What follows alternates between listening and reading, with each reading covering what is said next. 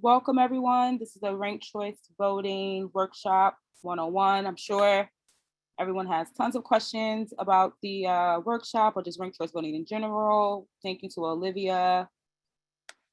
She will be leading our workshop, but right before we go over to Olivia, I'm going to toss it over to Barbara, and she's going to give us a few welcoming words.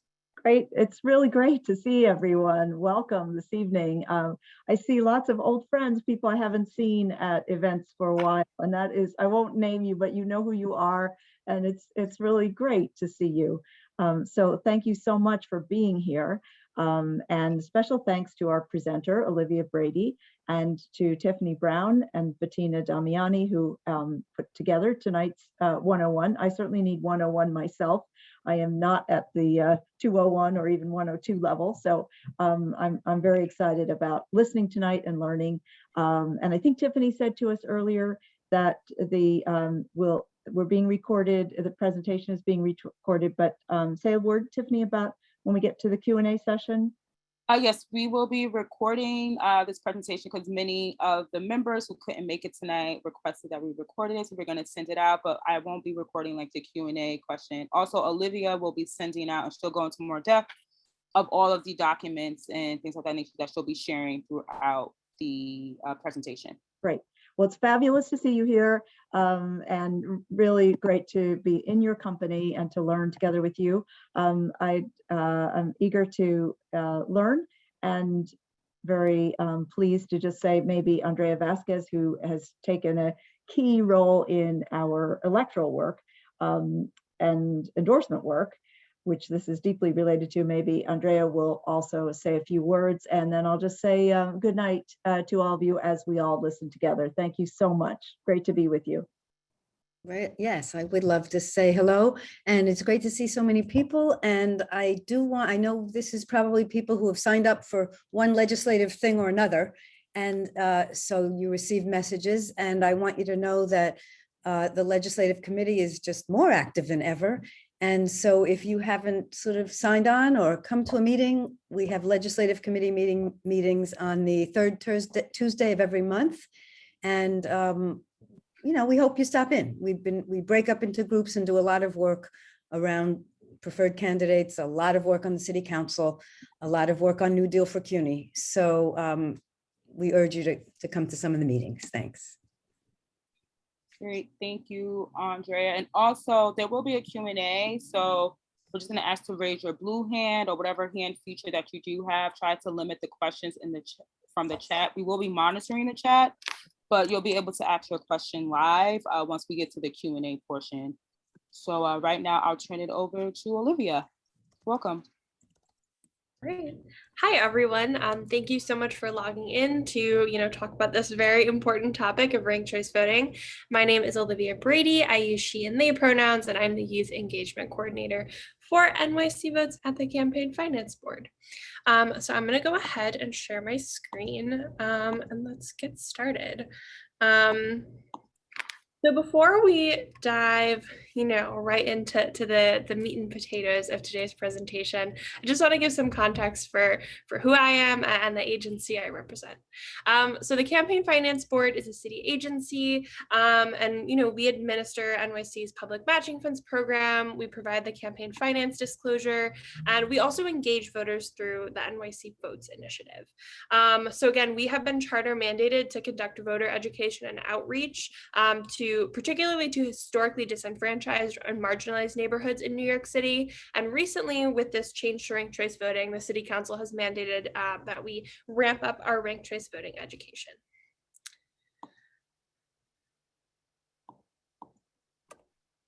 And so again, right, we have this giant election, which I'm sure you all are very aware of. It's going to deeply, deeply affect CUNY students and staff and faculty, as we know.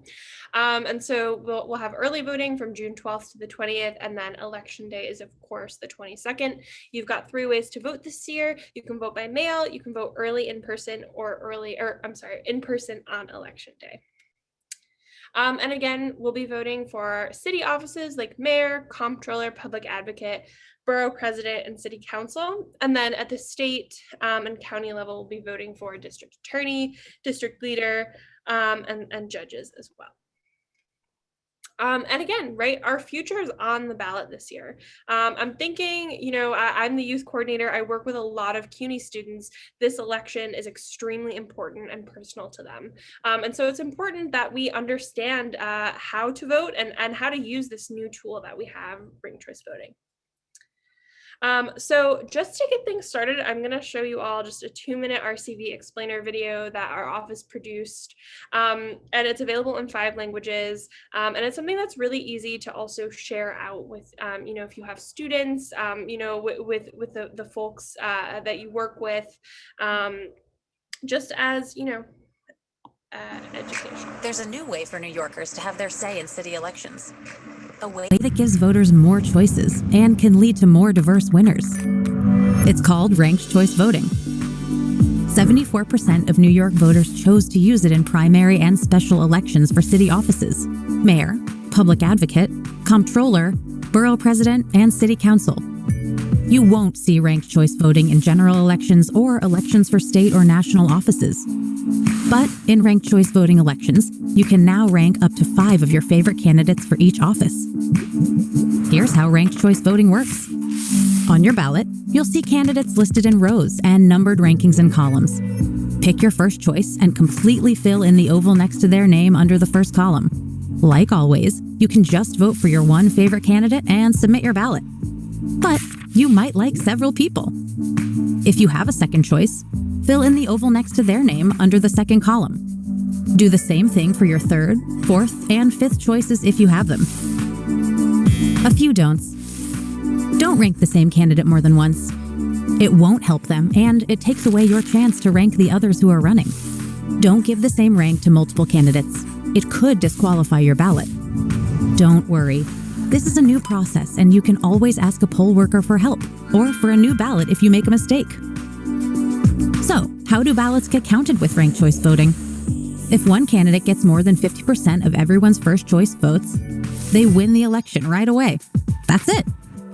If no candidate gets more than 50%, ballots will be counted in rounds. Round by round, the candidate with the fewest votes is eliminated. So, if your top-rated candidate is eliminated, your vote goes to your next highest choice. This keeps going until only 2 candidates remain. The person with the most votes wins.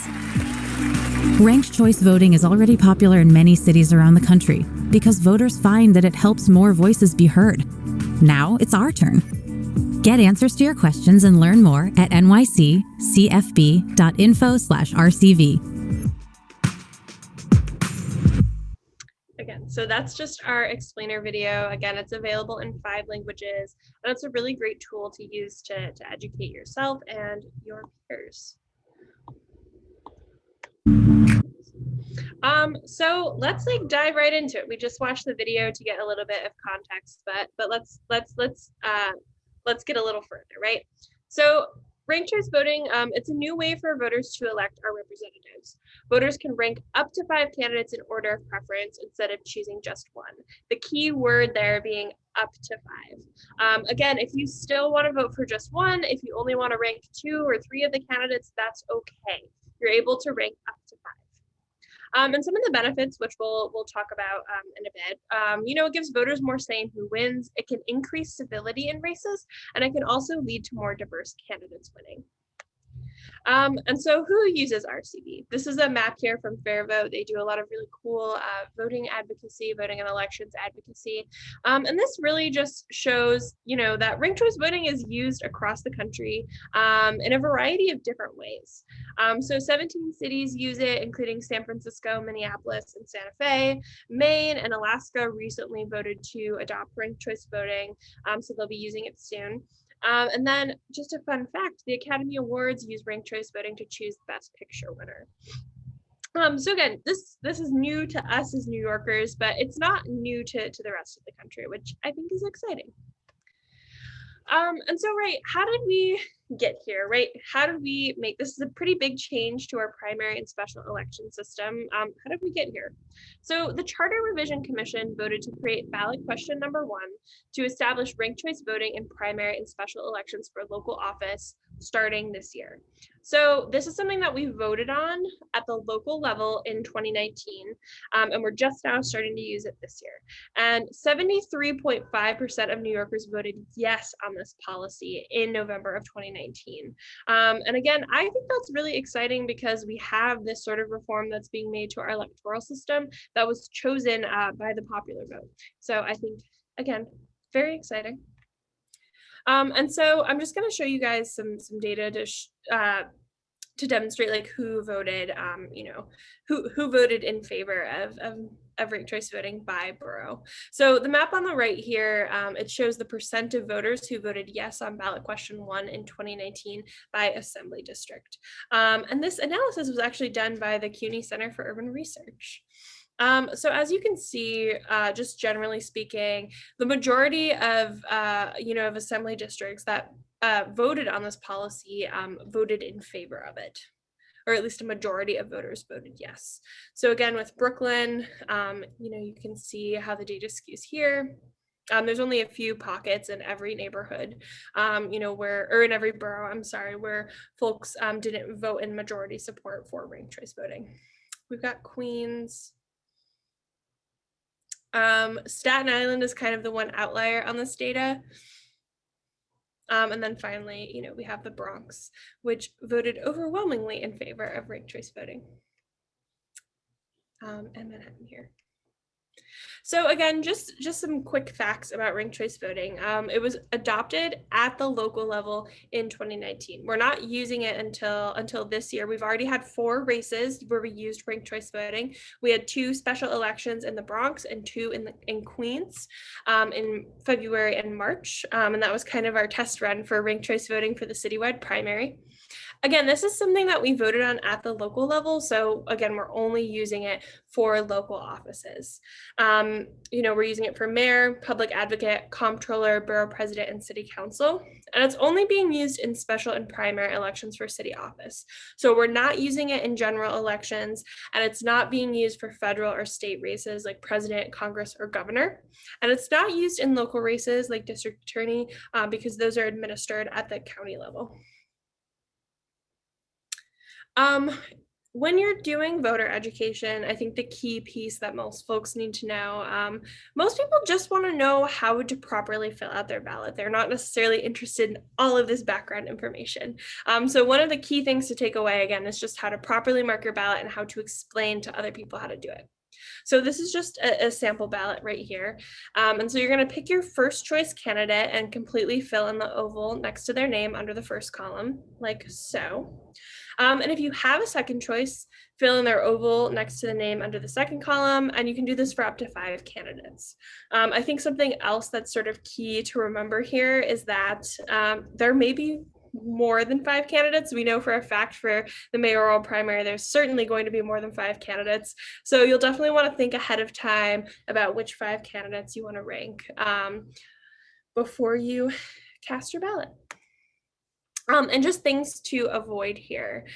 You don't want to give multiple candidates the same rank. This will invalidate your ballot because we won't be able to tell if you voted who you wanted to actually give your first choice vote to, if it were candidate B or candidate C. But don't stress, if you make a mistake on your ballot, you can always ask for a new one. And the poll workers are also being trained on ranked choice voting, so they'll be able to help you. Additionally, you can bring in any materials you want to the poll site with you. You can ask for help as well from almost anyone you want, except for your employer or a representative from your union. But feel free to bring we'll be sending out a printed voter guide to every registered voter, and that will have some information about how to cast a ranked choice ballot. We're also sending out a postcard as well. I'll talk more about that in a bit, but bring those to the poll site with you if you need a refresher. Again, and don't rank a candidate more than once. So this will not invalidate your ballot, but you don't get the full benefits of an RCV ballot. At any given time, you only have 1 active vote on your ballot. So again, if candidate B, has the least amount of votes in the first round and they get eliminated, you won't have the opportunity to rank other candidates. And then let's talk about the counting process. So as the video said, if in the first round a candidate gets more than 50% of first choice votes, they're the winner, plain and simple.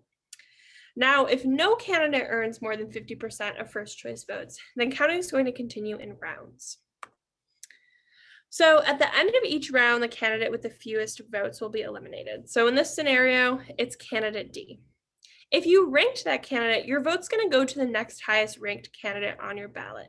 So the Board of Elections is going to take all of the forms. They're going to look at everyone who voted for candidate D, and they're going to move their vote over to whoever their next candidate is and redistribute those votes. The process is going to continue until there are only 2 candidates left, and the candidate with the most votes wins. A candidate in a ranked choice voting election needs 50% plus 1 vote to win in the final round. And now I think something that folks sometimes get confused about is the fact that it will go until there's only 2 candidates left. Even if somehow a candidate secures more than 50% of the votes during the counting process, it's going to continue again until there are only 2 left. And so I have a quick little simulator that I will share with you. Again, I'm the youth engagement coordinator, so this is primarily an example I use with high schoolers. Disclaimer here, it's very helpful for understanding kind of the math behind ranked choice voting and how your vote gets counted. But you know, the example I use here are your favorite NYC street foods. Of course, we know that choosing your elected officials much more serious than deciding if you prefer the food from the halal cart versus dollar pizza. But I do like this example because I think you know, people are able to kind of understand the math process. So I will go ahead and share this link in the chat with you all. Oops. And I'll give everyone like 30 seconds to a minute to select their votes. If you don't want to rank a candidate, there's a little garbage can next to the food item, so you can just click delete if you choose not to rank one of those. And just give me a thumbs up reaction when you all are ready to review the results together.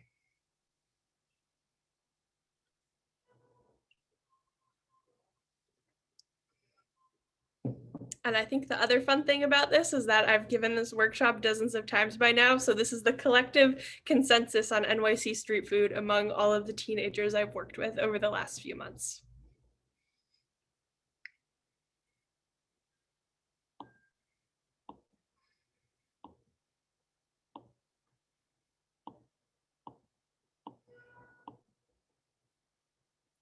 Okay. Has everyone cast their ballot yet? You just type in the chat or give it, I see a thumbs up. I don't see any choices. I wonder why the link is not working for you. Let me try resending the link. But nonetheless, I will share my screen and we can look at the results together. Okay.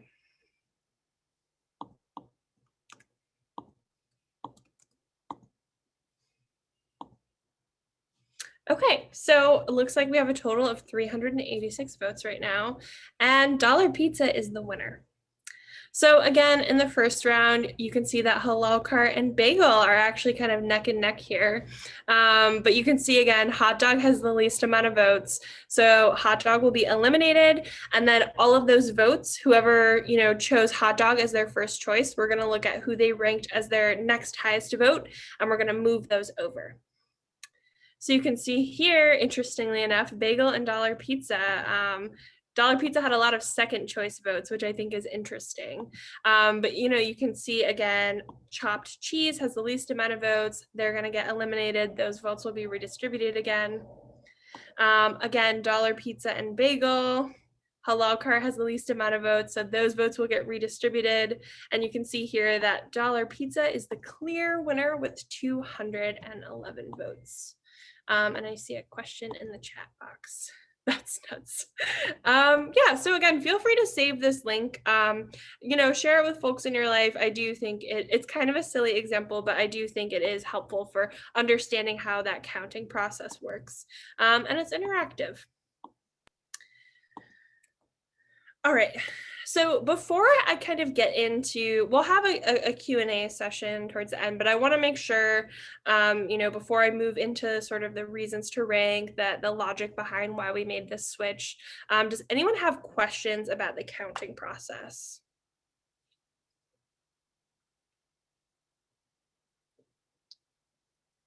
Okay.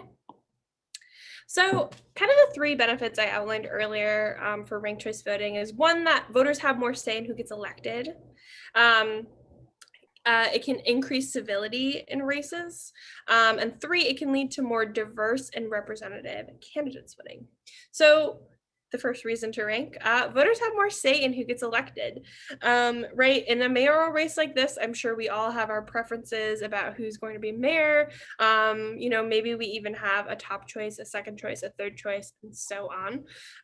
So in this instance, even if your top choice doesn't win, you can still help choose who does, right? So your vote's going to go toward your second, third, fourth, or fifth choice only if your top choice gets eliminated. And again, you can vote for your top choice without worrying about who is likely to win. I know in the last few election cycles, there have been a lot of conversations around electability. Is this person electable? Is this someone that, will split the vote? And ranked choice voting kind of eliminates sort of the worry behind those conversations. And so the second reason to rank is that voters are going to hear more from candidates. So, right, with ranked choice voting, a candidate can't just rely on their base in order to win an election. They need to get those second, third, fourth, or fifth choice ranks as well in order to successfully win. And so again, right, you're going to see candidates talking more about the issues, which I think I have definitely noticed that in this race, rather than attacking each other. Of course, that's still happening a little bit. It's politics. That's kind of the name of the game of elections, but it really requires candidates to be more focused on the issues and appealing to voters rather than sort of attacking each other. And sort of the other hidden benefit to this, or not hidden necessarily, is that we know that negative campaigning has a very chilling effect on voter turnout. So as we see candidates campaigning in more of a positive light, we're hoping to also see, voter turnout increase, benefit from that. I see someone has a question. Where do we get a list of all of the candidates with info about them, including local council? So I would say Elect NYC or Elect NY is a really great place to start. It's a project with Citizens Union. It's all nonpartisan. And also NYC Votes will be publishing a nonpartisan voter guide on June 1st. So the first week of June, the voter guides are going to get sent in the mail to every registered voter, but you will also receive you can also find on voting.nyc a copy of the voter guide.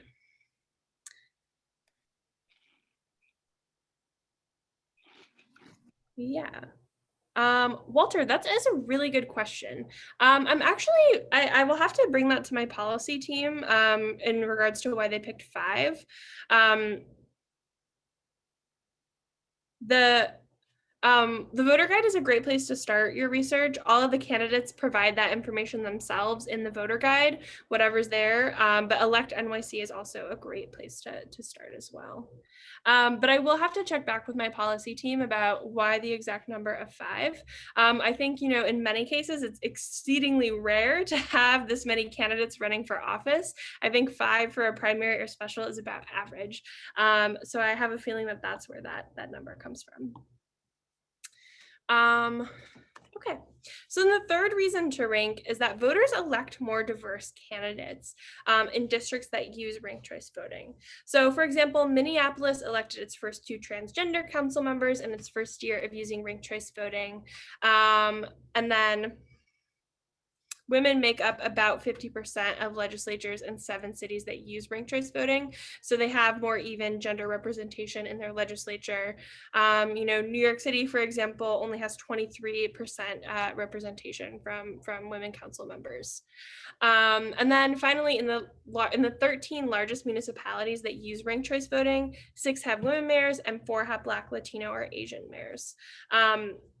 And the other interesting thing here is just that In these municipalities that used ranked choice voting, women of color and women candidates have a higher percentage of actually winning an election, which I think is very interesting. New Yorkers, one of the reasons that New Yorkers tend to favor ranked choice voting is because, we value the diversity of our city, and we want to make sure that we have elected officials in office who actually are representative of the neighborhoods and the communities that they're serving. Again, just checking the chat box here. Okay. The sample ballot of foods link didn't work for me. To clarify, if one of my candidates that is ranked is the lowest. Yes. So if the candidate you rank as your first choice is the lowest, if the candidate you rank for your first choice, if they have the lowest amount of votes, they will get eliminated. And then your vote is going to go to your number 2. And so finally, just some main takeaways and voter information. So one thing to expect is that it is going to take us a while to get results. Even with, the presidential election in the fall, like we've had this influx of absentee ballots. We want to make sure they all get counted. The Board of Elections has to accept absentee ballots between 7 and 13 days after the election.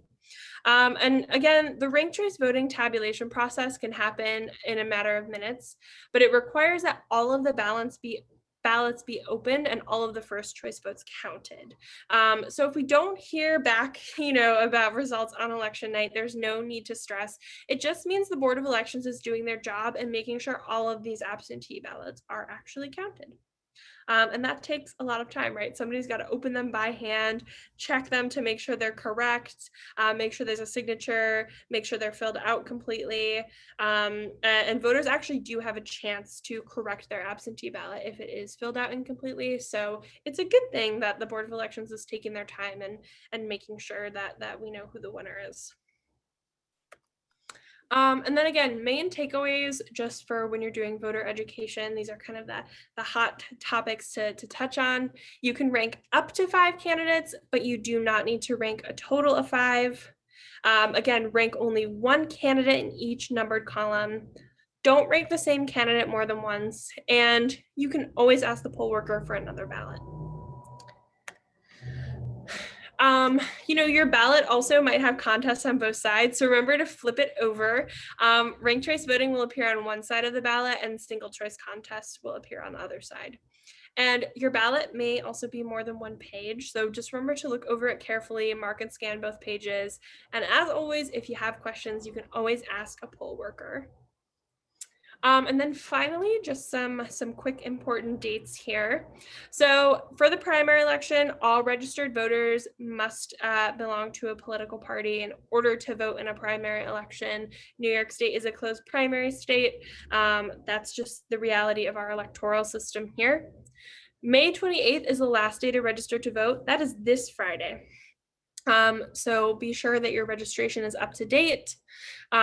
Make sure you remind your friends and family members to make sure their registration is up to date before Friday. And then June 15th is the last day to request your absentee ballot. There was some talk at the state level that they might change it to June 7th, but I haven't heard much about it.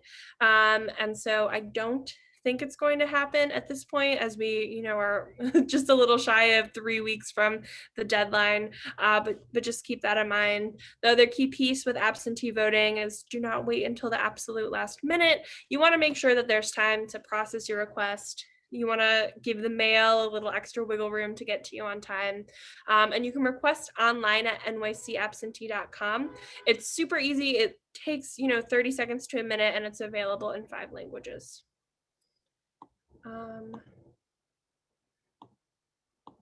Yes, Miriam, you can register at voting.nyc. I'll cover these when we get to the Q&A. I don't want to get too ahead of myself. Again, just putting these early, these election dates on the calendar here. June 12th to the 20th is the early voting period. Again, June 22nd is the election day. Early voting is great. There are weekend and evening hours to fit your schedule, but your site is likely different than your election day site. So just make sure you check out findmypollsite.vote.nyc and make a plan to vote. Figure out, does it make sense to go on my lunch break on June 22nd, or should I, try to go a little bit further out to my early voting site on a Saturday? And then finally, just general voting information, voting.nyc. If you forgot everything I told you today, but you remember voting.nyc, you'll be okay, because you can find everything I just talked about on that site. That ranked choice voting video I showed you again, there is the link to find it. And then our resources page is just voting.nyc/RCV. You'll be able to find the translated video there in several languages. And we're also on social media at NYC Votes. Again, here's some links for the explainer video, and I'll share a PDF copy of this with you all afterwards so you can have it for your own reference. And then just some things to look out for. We're doing an advertising campaign on TV, radio, newspaper, subways, and buses. So keep your eyes peeled for those. We just had a debate 2 weeks ago now on May 13th, and we're having a Brooklyn Borough President debate on May 26th. So if there are any Brooklyn residents here, you might want to check that out this Wednesday. Again, we'll be sending out also a postcard mailing with RCV information. The city council actually mandated that we do this. So folks got theirs in time for the special election in the Bronx and Queens. And everyone else will be getting theirs sometime soon. And check your mailbox the first week of June for the voter guide. And we'll also be releasing an online voter guide and a video voter guide, which will be accessible. Again, for the poll site locator and to find a sample ballot, find mypollsite.vote.nyc. You can request and track your absentee ballot at nycabsentee.com. And for accessible voting information, you can visit the Board of Elections page at vote.nyc/page/accessibility. And you can also follow them on Twitter and Instagram at BOENYC. And then finally, just my contact information. I'm the Youth Engagement Coordinator, O'Brady at nyccfb.info. I do a lot of work with the CUNY campuses, faculty, staff, and students. So if you ever are interested in organizing something or, finding a way to support students, please let me know. I'm happy to work with you all. And I also have Ali Swadek and Amanda Malillo here. They are our resident policy experts. So if you have a question, you can always reach out to them. I'll do my best to answer everyone's questions here, but I'll write anything I can't answer, I'll write down and I will respond with an email. So now I want to leave it up to Q&A here. I know I have some questions here. I know Miriam asked, where should we register to vote? If you go to voting.nyc, there's information about how to register there. If you have a driver's license or a state ID, you can register online. If not, we have a link with TurboVote, although I don't necessarily recommend using it right now because it does require the mail and it may not get to you in time. If you don't have a driver's license or state ID, I would recommend printing off a paper form and mailing it directly to the Board of Elections or dropping it off at one of the offices, just because the deadline's on Friday and we want to make sure that you get registered. Carrie asked, do the series of round use computers for the accounting, or is this done by hand? They will use computers for all of the counting. For the counting, that's going to be done by a computer. But in terms of absentee ballots, a Board of Elections worker is going to have to open up all of those ballots, check for the signature, as well as make sure that there are not any errors that would invalidate the ballot. Denise asked, can you please put the link in the chat? Again, all of those links are going to be at voting.nyc. So if that's like, the one thing you remember, you will be good to go for this election. And I'll also be sending out a PDF version of this so you guys will have all the links. Could you please break down in more detail about how ranked choice voting came about here in New York City? Thank you, Nara. Do you have any specific questions pertaining to how ranked choice voting came to be?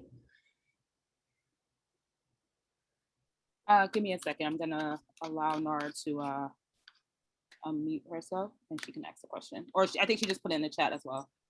Who sponsored it? So it's something that was not necessarily sponsored by, it's not something that was introduced by any council members. It was something that was decided on by the Charter Revision Commission.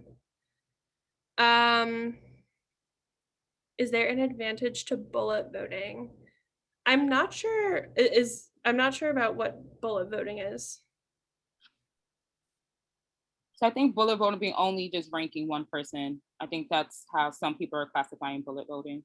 Got it. Yeah, I mean, again, the thing with ranked choice voting is that I don't necessarily know that there's like an advantage or a disadvantage to only ranking one candidate, but like if you feel that only one candidate aligns with your values and your beliefs, then like that's who you should vote for. It's definitely like a personal decision, and you know, I would say go for it. Like you have the option to rank only one, or you could rank up to 5. So it really is a personal choice. And if there are, yes, absentee ballots have been starting to be mailed out already. I know I got mine a few weeks ago. I'm planning on filling mine out and dropping it off in person at one of the at one of the poll sites. But keep your eyes peeled if you requested an absentee ballot. It should be arriving soon. If you haven't gotten it yet, I would definitely visit the Board of Elections website and just kind of track your ballot to make sure that it was received. Oops. I did not mean to stop sharing my screen there. I was just going to pull up the link to share with you.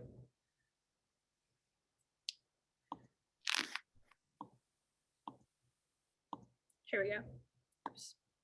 At nycabsentee.com, you can track your ballot. Yes, and Sarah, I will share a PDF copy of this so you have access to it.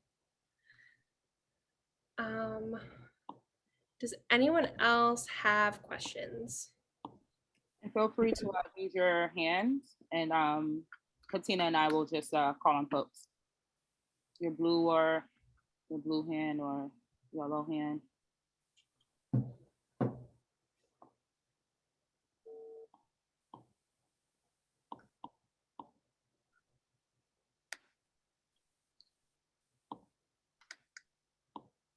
Again, if folks also have like general questions about how to vote, general questions about who is on the ballot, or like, you know, how to find information about that, I'm happy to answer.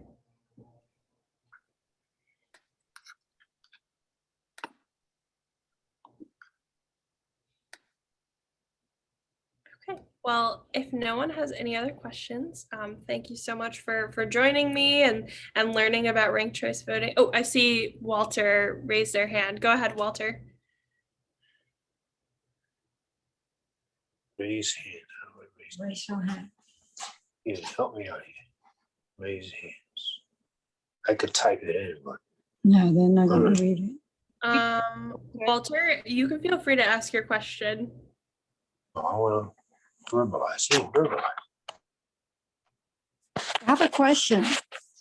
Yes. Okay. Is there any information, or where is the information with regard to judges' position? Those are positions that are critical, and it's very difficult to find any information as to their track record, what they're all about. Absolutely. It definitely, I mean, I'll be the first to say it as well. It is definitely difficult to find information about the judges specifically. They are covered in the voter guide, which again is just all of the candidates submit their own information to the voter guide. It is a very basic place to start. I think another good place to look is just to see, visit the candidate's social media if they have it. You don't even need an account most of the time to look at someone's Twitter or their Instagram if you're on the computer. And I highly recommend just taking a minute and looking to see what they're posting there. That can also be a good place to start. And I know Elect NYC also has some good resources as well. Thank you. But I see, Walter, you've had your hand raised, so feel free to take yourself off mute and ask your question.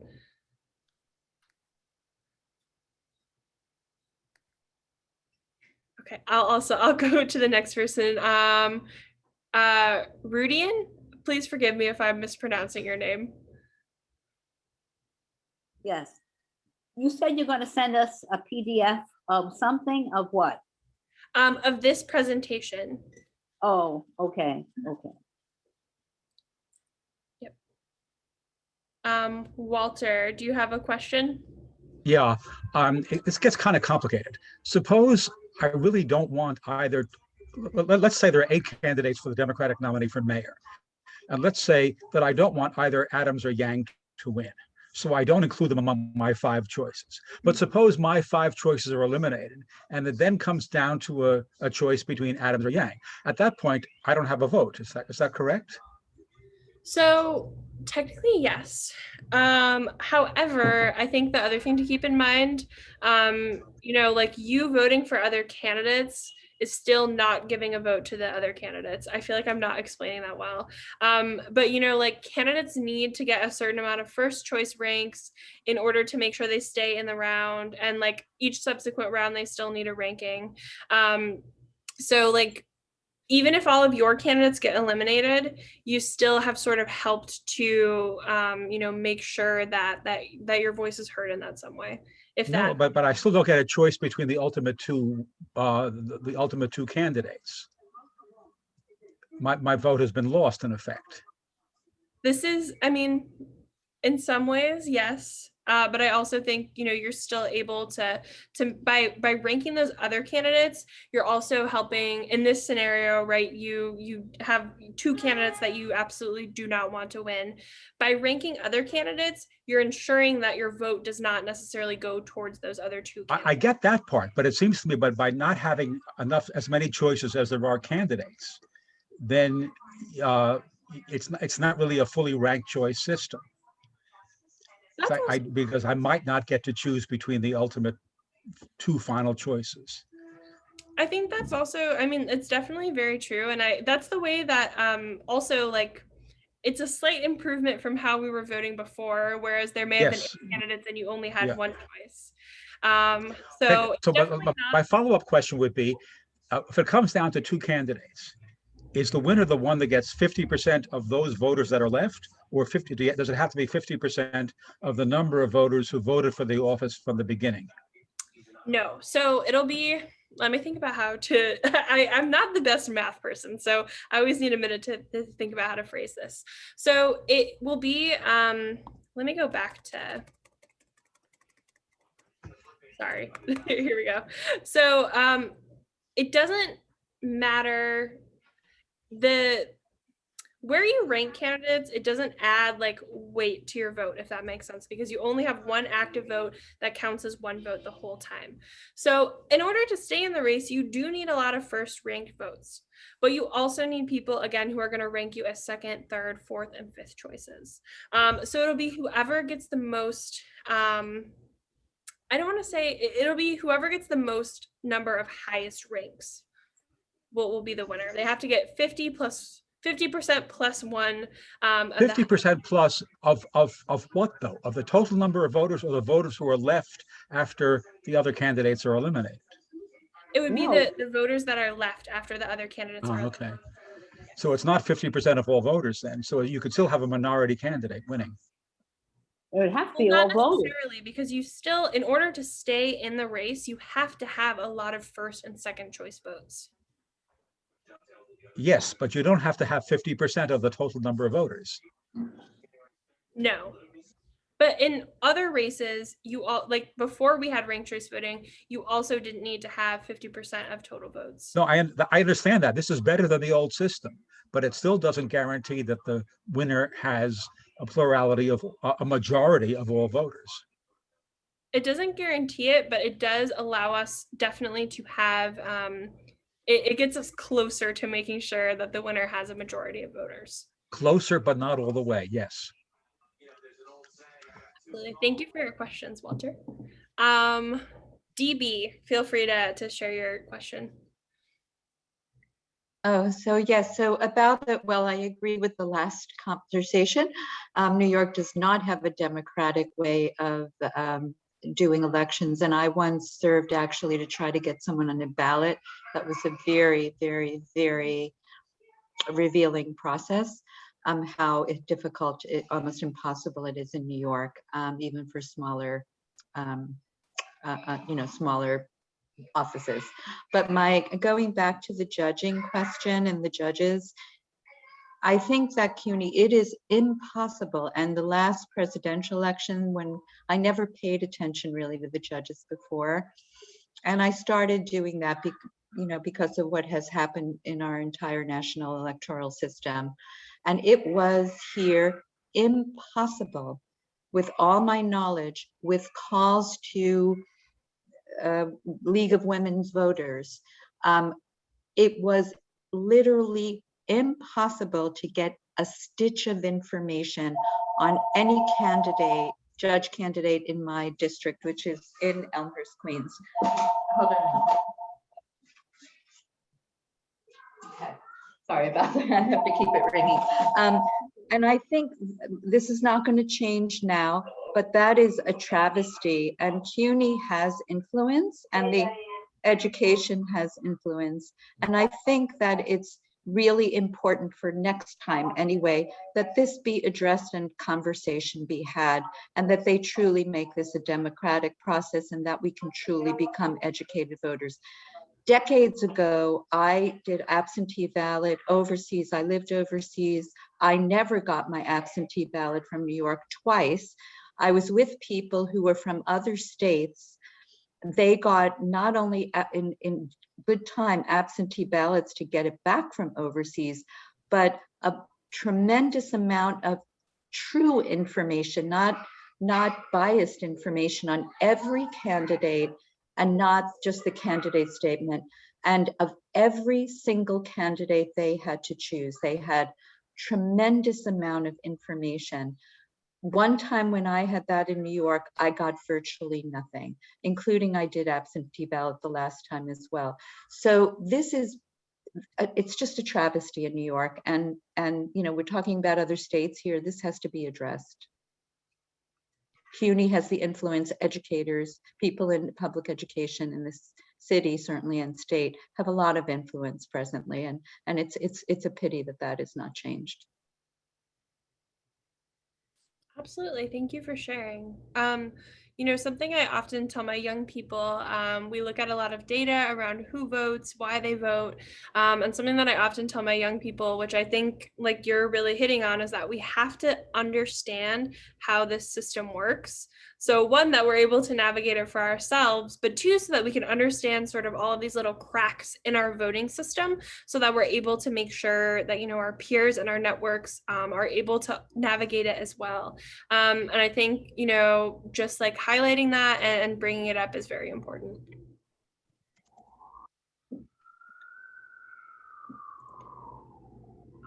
Does anyone have any other questions?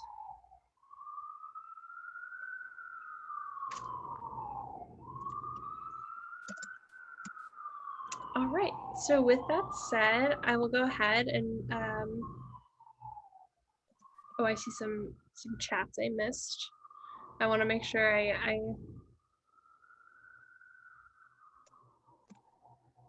sorry, I want to make sure I get all of these. I'm just now seeing them.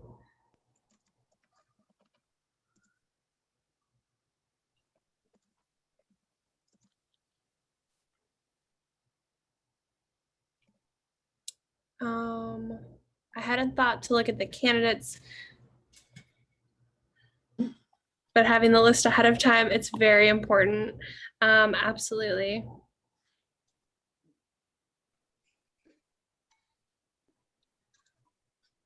Yeah, definitely. I'm reading Melissa's comment just about like encouraging people to read the voter guide, I think is important. How many ballots, Tamara asks, how many ballots are given for each party? So each party will just have one ballot, and it'll have all of the candidates in their party that are running for office. So in order to win the election, a candidate needs 50, or in order to win a ranked choice voting election, there may only be 2 candidates running for some seats. But in order to win this RCV election, a candidate will need 50% of the votes plus 1 vote to win.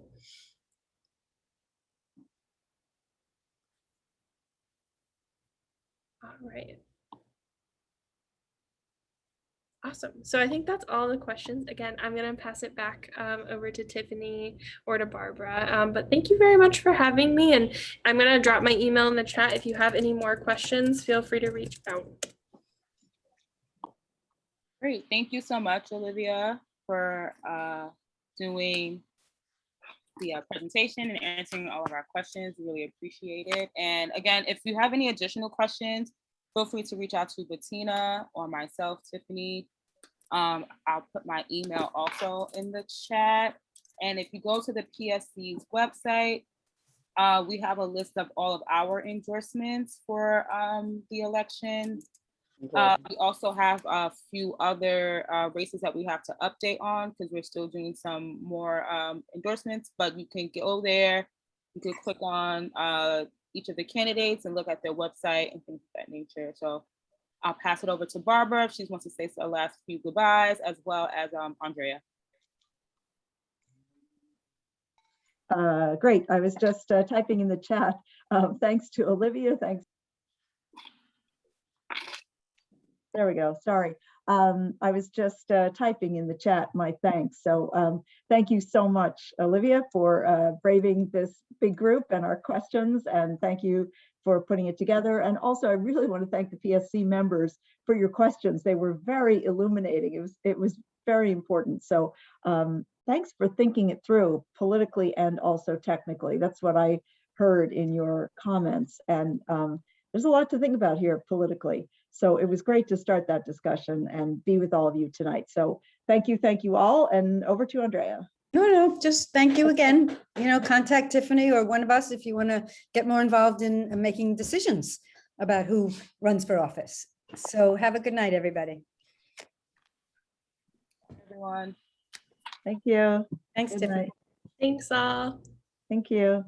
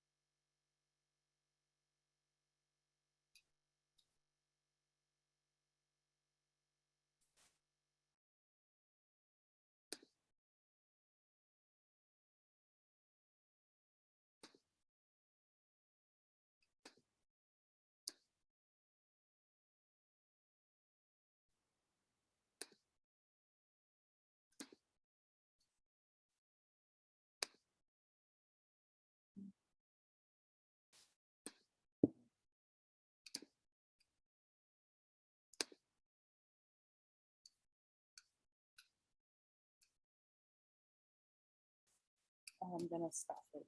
I'm going to turn the recording off.